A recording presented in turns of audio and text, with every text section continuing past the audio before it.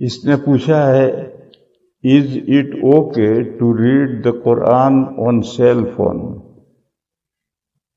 مرکز نظام الدین میں جو امیر ہیں اس وقت مولانا سعد صاحب، وہ تو کہتے ہیں کہ موبائل میں تلاوت کرنا ہی جائز نہیں۔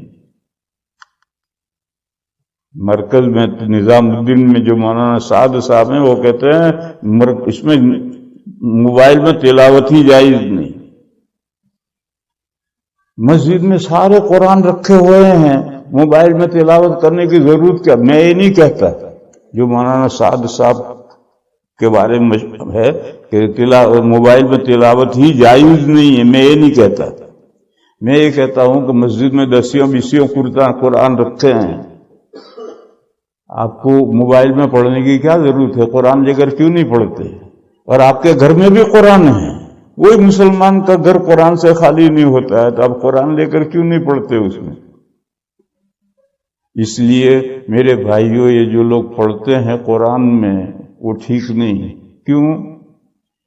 قرآن کو ڈاؤن لوڈ کرو گے تو ہی تو پڑھو گے، اور ڈاؤن لوڈ کرو گے تو چٹ میں جائے گا، ڈیجیٹل میں جائے گا قرآن، اور ڈیجیٹل دنیا کی خرافات کا مجموعہ ہے، اس میں معلوم نہیں کیا کیا بھرا پڑا ہے۔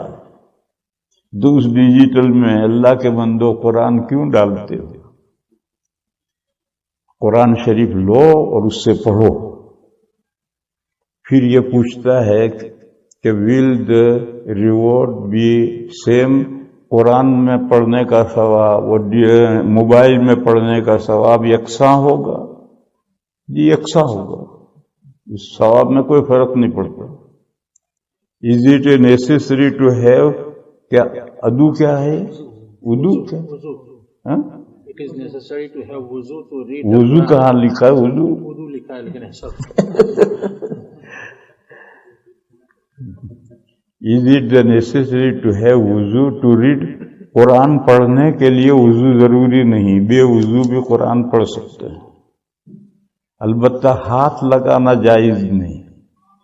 سلفیوں کے یہاں، غیر مقلدین کے یہاں ہاتھ بھی لگا سکتے ہیں، بلکہ وہ تو یہ کہتے ہیں کہ جنابت میں بھی پڑھ سکتے ہیں، حائضہ عورت بھی پڑھ سکتی ہے۔